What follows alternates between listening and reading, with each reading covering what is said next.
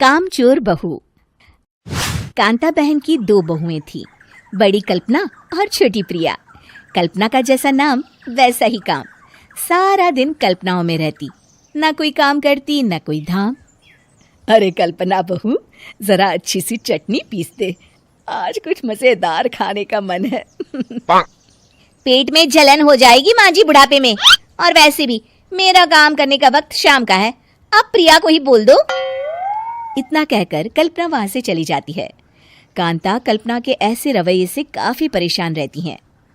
मैं बना देती हूँ माँ चटनी, ऐसा बोलकर प्रिया माँ को चटनी बनाकर प्लेट में खाने को देती है कि तभी वहां कल्पना आ जाती है। अरे वाह चटनी, जरा चख कर तो देखूं, बड़े दिन हो गए। अरे नहीं बहू, तू तो रहने ही दे चटनी खाना, पेट में जलन हो जाएगी। इतना कहकर कांता और प्रिया दोनों हंसने लगते हैं। कल्पना सारा दिन या तो मोबाइल में यूट्यूब देखती या फिर सोती रहती। उसका कमरा भी बिखरा और गंदा रहता।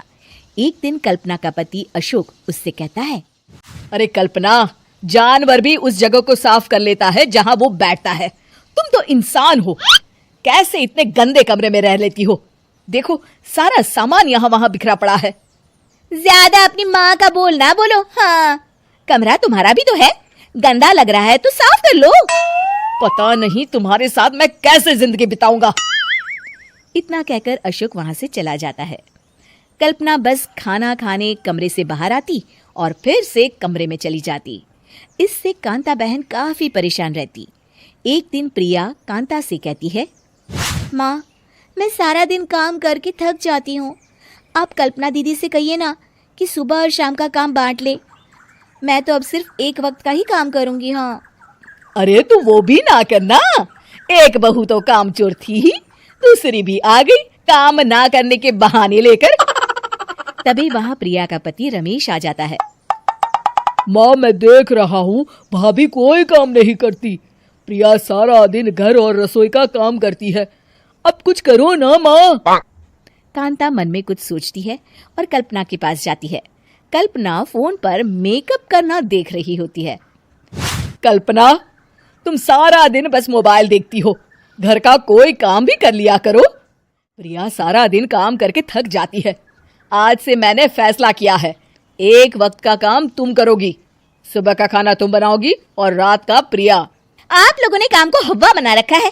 अरे पता नहीं थोड़ा सा ज्यादा काम करने में आप लोग घबरा क्यों जाते हैं।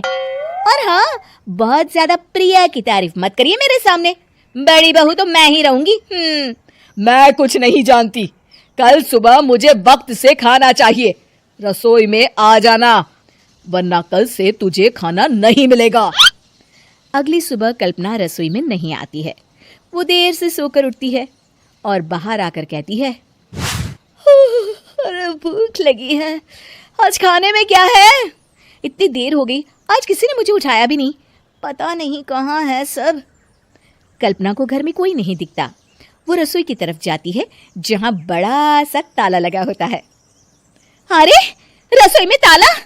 ओ, मैं तो भूल ही गई थी, माँ ने आज से सुबह का खाना मुझे बनाने को कहा था। हे भगवान, इतने लोगों का खाना बनाना क्या आसान है? तभी घर के सारे सदस्य बाहर से वापस आते हैं। वाह माँ जी, मजा आ गया छोले भटूरे खाकर। मेरे मुंह में तो अभी भी स्वाद आ रहा है। अरे कल्पना, तेरे भरोसे रहते तो हम तो भूखे ही रह जाते। कल्पना को बहुत गुस्सा आ जाता है। अब बहुत हो गया, आज से मैं अपनी रसोई अलग कर रही हूँ, मैं अपना खाना खुद बना लिया करूंगी। कल्पना अपनी रसोई अलग कर लेती है, पर आए दिन उसका देर से उठना और काम न करने की आदत से वो भूखी ही रह जाती थी। उसी के सामने घर के लोग अच्छे अच्छे पकवान खाते और कामचोर कल्पना को जैसे तैसे ही खाना बनाकर खाना पड़ता। पर एक दिन तो हद ही हो गई। माँ, दीदी आज सुबह से कमरे से बाहर नहीं निकली, हमें जाकर देखना चाहिए। सो रही होगी कामचोर कहीं की, पर तुम कहती हो तो चलो देख लेते हैं उसे। कल्पना कमरे में पेट पकड़कर बैठी होती है। हाय मेरा दर्द, पेट दर्द के मारे मर रही हूँ मैं।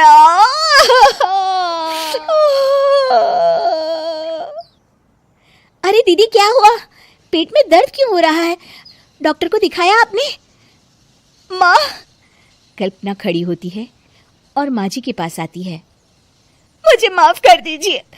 अब से मैं सारे काम में मदद करूंगी, कभी आलस और काम चोरी नहीं करूंगी। हाँ हाँ, वो तो ठीक है, लेकिन अचानक क्या हो गया जो तू काम करने को तैयार हो गई?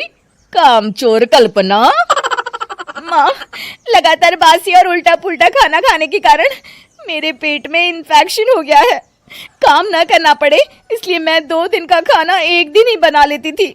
बासी और खराब खाना खाने के कारण लेने के देने पड़ गए। पेट में दर्द हो रहा है।